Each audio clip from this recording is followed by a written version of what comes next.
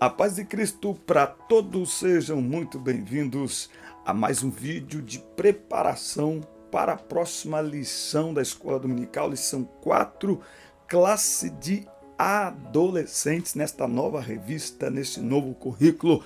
Deus abençoe sua vida, você veterano na Escola Dominical ou você que está iniciando agora, nós estamos aqui para ajudar vocês, sermos ajudados, aqui é uma troca.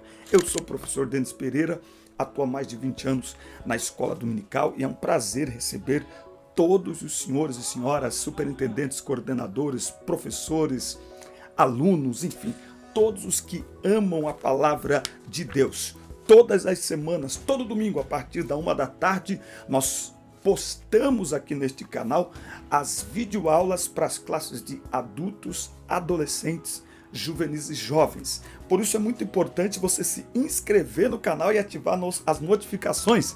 Além da EBD, tem outros assuntos que nós tratamos aqui, incluindo liderança. Boa parte dos professores também lideram os departamentos. Então inscreva-se e ative as notificações, dê like no vídeo e comenta. Ao longo da revista, ao longo da aula, da gravação, nós vamos fazendo algumas perguntas.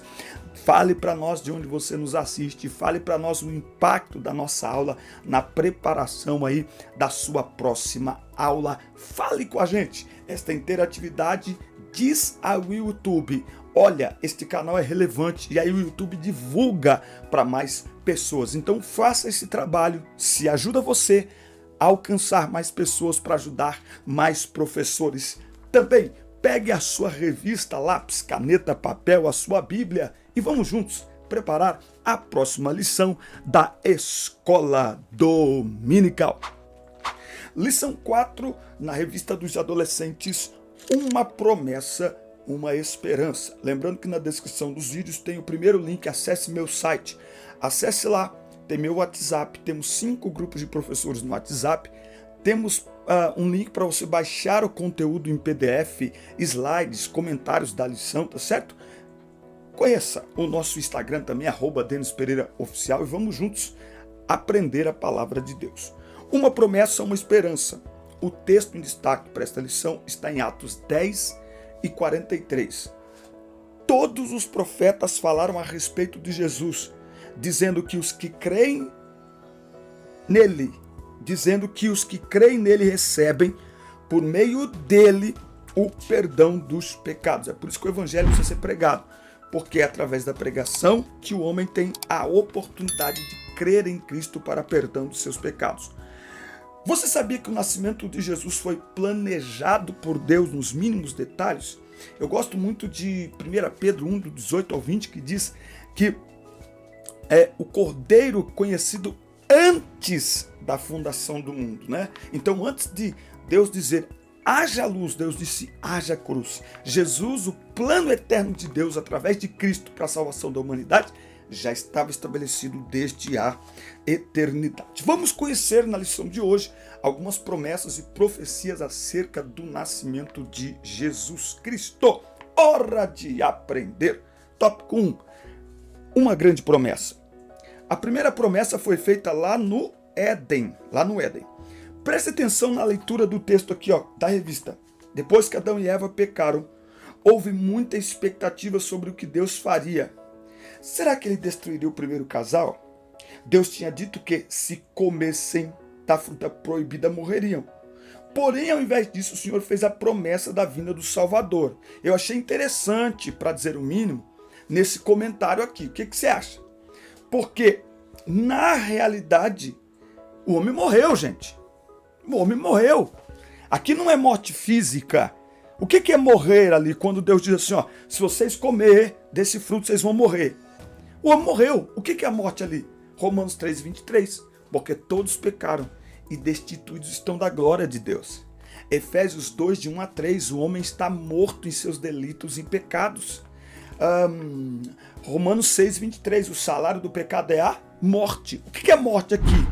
Interrupção do relacionamento entre Deus e os homens. Não é que Deus iria matar fisicamente os homens, não, aqui é morte espiritual, e em todos os sentidos, e morte física também. Então, enfim, vamos lá, o comentário está aqui, é interessante, a revista tem que ser dinâmica mesmo. Então veja, o homem morreu. E aí já entrou em contradição, quer dizer, o homem morreria, mas aí ao invés disso, então Deus falou e não fez o que falou? Não, Deus disse, se vocês comerem, vocês vão morrer. E morreram, ok? Morreram, espiritualmente morreram. O homem sem Deus, ele está morto. Efésios 2, de 1 a 3. Esta semana eu até gravei um vídeo falando aí no Instagram, segue a gente lá, @Denis Pereira Oficial, que o homem não vai para o inferno, ele já está a caminho do inferno, exatamente porque sem Deus o homem está morto. João 3,18, Efésios 2, de 1 a 3, tá certo? Agora, mesmo assim, o que vai surgir lá no Éden é a primeira manifestação da graça na terra, visível. Por quê? Porque Deus se apresenta ao homem lá em Gênesis 3, chama pelo nome, diz aonde você está, e isso mostra o interesse de Deus em restabelecer a comunhão, em restabelecer o relacionamento com o homem depois que este pecou. Por isso que o Romanos 5,8 diz, mas Deus prova o seu amor para conosco pelo fato de Cristo ter morrido na cruz, sendo nós ainda pecadores, não é? E lá Deus então faz uma promessa. Ele faz uma promessa lá em Gênesis 15 de que a semente da mulher iria pisar na cabeça da serpente, ou seja, é a primeira luz de esperança para a humanidade.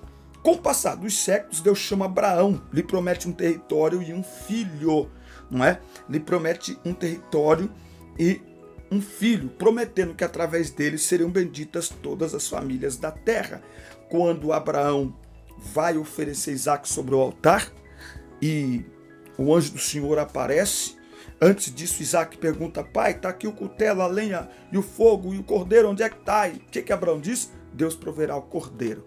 Assim como Deus proveu o cordeiro para substituir Isaac sobre o altar, ele proveu o cordeiro para nos substituir na cruz do Calvário. João 1,29, eis aí o Cordeiro de Deus que tira o pecado do mundo.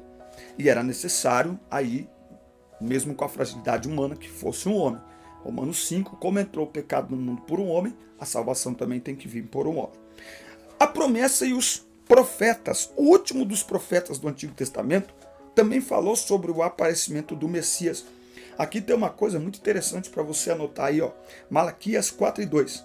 Mas para vós que temeis o meu nome, nascerá o sol da justiça e salvação trará debaixo das suas asas. Você sabe que salvação tem a ver com libertação, tem a ver com cura, tem a ver com livramento, não é? Salvação é um termo muito amplo. Por isso que a mulher do fluxo de sangue, ela toca, o que tudo indica, quando ela toca na orla das vestes, ali é asa, que é o mesmo que manga. Lembra? Eles usavam aqueles vestidos com aquelas mangas longas. Então, ela pensando no que está escrito em Malaquias 4:2, então ela toca. E por isso que acontece o milagre. Porque Jesus entende, ela está tocando nas minhas asas, na orla das minhas vestes, nas minhas asas. Então, ela está reconhecendo, de acordo com a profecia do profeta Malaquias, que eu sou o Filho de Deus, que eu sou o Messias. Muito bem. Tópico 2. Profecias sobre o Salvador. Se você não se inscreveu ainda, inscreva-se e ative o sininho de notificações, é muito importante. Abra a descrição do vídeo aqui, tem outras formas de você nos ajudar também. Dá uma olhada aí. Profecia sobre o Salvador. Nascimento por uma jovem virgem, ok? Uma jovem virgem. Por que Jesus tinha que nascer de uma virgem? Salmo 51:5, o salmista diz assim: em pecado fui formado e em pecado me concebeu minha mãe. Traduzindo, o homem já nasce em pecado. Nós somos descendentes de Adão. Então, o pecado, ele passa a todos os homens. Vamos ler aqui Romanos, capítulo 5, versículo 12. Portanto, como por um homem o pecado entrou no mundo, e pelo pecado a morte, assim também a morte passou a todos os homens, porque todos pecaram. Todos pecaram, ok? Para que ninguém pudesse dizer assim, não, esse negócio de salvação aí não é para mim, não. Não, todos estão encerrados debaixo do pecado, para que todos também possam ser alcançados pela graça. Então, mas por que Jesus tinha que nascer de uma virgem? Exatamente para não ter a semente do pecado. É por isso que Jesus é um como nós, que em tudo foi tentado sem pecado. Jesus foi gerado no ventre de Maria por obra do Espírito Santo. O Espírito Santo gerou Jesus no ventre de Maria. Não há concepção entre homem e mulher, mas é uma concepção virginal. E para quem tiver dúvidas sobre isso, aquele que com a sua palavra fez tudo o que existe, não é nada impossível para ele e nada absurdo gerar, não é, no ventre de Maria, o Filho de Deus. Muito bem, sem pecado. Dê uma olhada lá em Mateus 7, que você vai perceber aí mais alguns detalhes sobre isso. O lugar determinado para o Messias nascer é uma terra pertencente à família real. Cidade pequena, não é? Cidade, não tinha nada nobre ali. Mas então o lugar que Jesus nasceu, agora quando você vai estudar a história da igreja, você vê a importância que tem aquele lugar, tá certo? Para o surgimento do Messias e para o surgimento também de toda a igreja, não é? Então, tamanho, condição, fragilidade, nada disso limita os propósitos de Deus na nossa vida. Agora, a decepção de muitas pessoas com Jesus era que eles esperavam um Messias que viesse libertá-los, naquele momento, do Império Romano. Um Jesus que viesse como Messias libertador, no sentido físico, um guerreiro, montado num cavalo com espada. Aí entra Jesus num jumentinho. As pessoas falam, ele não revida. As pessoas blasfemam contra ele e ele não revida. Então muitas pessoas se decepcionaram com Jesus, porque ele era diferente. Ele disse: o meu reino não é deste mundo. Então Pedro vai dizer que quando injuriado, ele não injuriava, né? Então Jesus ele não rebatia, até porque cada um dá o que tem. Então Jesus veio como Messias, sim. Ele é o Filho de Deus, ele é. E ele veio nos libertar, veio. Mas não é do Império Romano, é do Império das Trevas. Colossenses 2, 3 a 14, ele veio nos libertar do império das trevas, do domínio das trevas, não é? Para que nós pudéssemos ser libertos. Se pois o Filho vos libertar, verdadeiramente sereis livres. Tópico 3. Uma grande esperança. A luz brilhou. A chegada de Jesus marcou um lindo despertar espiritual para o mundo, quando o entendimento das pessoas começou a ser transformado pelo Espírito Santo. Isso aqui é muito importante, gente. Nós precisamos entender isso. Quem é que muda? É o Espírito Santo de Deus. É o Espírito Santo que muda caráter, que muda comportamento, que muda pensamento. É o Espírito Santo. Nós, pregadores, professores, enfim, nós somos instrumentos através do qual, por meio de sua palavra, Deus muda as vidas das pessoas, transforma a vida das pessoas. É uma ação do Espírito Santo. A promessa de libertação estava associada ao Messias. Tu arrebentastes as suas correntes de escravos, acabaste com o inimigo que os dominava. Jesus trouxe a esperança de restauração ao mundo perdido. Pessoal, os judeus, né, principalmente, estavam achando que o seu grande problema eram os romanos. Não, o grande problema do homem é o pecado. E Jesus veio nos libertar da maldição, da condenação do pecado. Ele nos trouxe liberdade para viver e servir a Ele. Por isso que Romanos 6, 11 a 14 vai dizer: agora vocês não estão mais debaixo da lei, estão debaixo da graça. Não emprestem os seus membros como instrumentos de justiça, porque vocês não são mais escravos da carne. Não é? Então nós agora de fato somos livres. O homem agora é verdadeiramente livre. Conselheiro maravilhoso, Deus eterno, Deus poderoso, Pai eterno, Príncipe da paz, são títulos que a profecia menciona acerca da criança que nasceria em Isaías 9:6. Essa promessa trazia uma grande esperança para os judeus, a vinda do Messias. Até hoje, os judeus como nação não reconhecem Jesus como o Messias, mas isso abriu uma oportunidade para que eu e você pudéssemos reconhecê-lo como Messias, não é? E por isso nós temos aí a oportunidade de servir a Cristo e no tempo adequado os olhos espirituais dos judeus como nação, porque individualmente muitos judeus creem, mas como nação eles não creem, mas haverá um tempo, que aí é um assunto escatológico, no final da grande tribulação, quando eles serão visitados pelo Messias e então os seus olhos serão abertos e eles reconhecerão Jesus Cristo como o Filho de Deus. Muito bem? Bom, o fato é que o pecado veio, arrebentou tudo, quebrou tudo, mas estava tudo planejadinho por Deus. Deus enviou seu Filho para consertar as coisas. Cabe a nós aceitarmos Cristo como suficiente Salvador da nossa alma. Por isso, em sala de aula, aproveite para falar aos seus alunos de Cristo. E fique com essa palavra e com esta pergunta no seu coração. Quanto de Cristo você tem formado nos teus alunos? Muitos líderes, muitos professores estão preocupados em controlar os seus alunos. Onde vai? O que faz? Com quem que anda? O que escuta? O que assiste?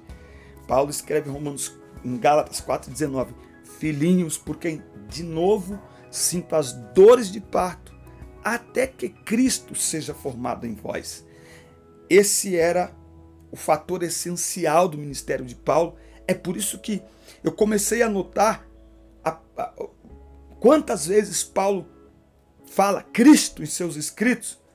Eu perdi a conta, porque Paulo, de cada 6 palavras, Cristo, Cristo, em nome de Cristo, e é porque Cristo, é Cristo, é Cristo, Cristo, Cristo, Cristo, Cristo, Cristo, Cristo. Paulo era intensamente envolvido em formar Cristo no coração das igrejas que ele pastoreava, dos obreiros que ele ensinava, dos crentes que ele pastoreava. Porque uma vez que Cristo é formado, o coração é mudado, o coração é transformado, porque há o novo nascimento. Nós estamos felizes porque nós temos esperança.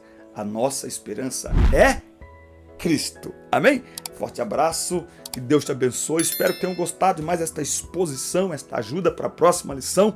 Fiquem na paz, conheça aí o nosso canal. Próxima lição, a missão de Israel no plano de Deus. Eu te espero no nosso próximo encontro. Ative o sininho de notificações para o YouTube avisar sempre que tiver um conteúdo novo por aqui. Deus te abençoe.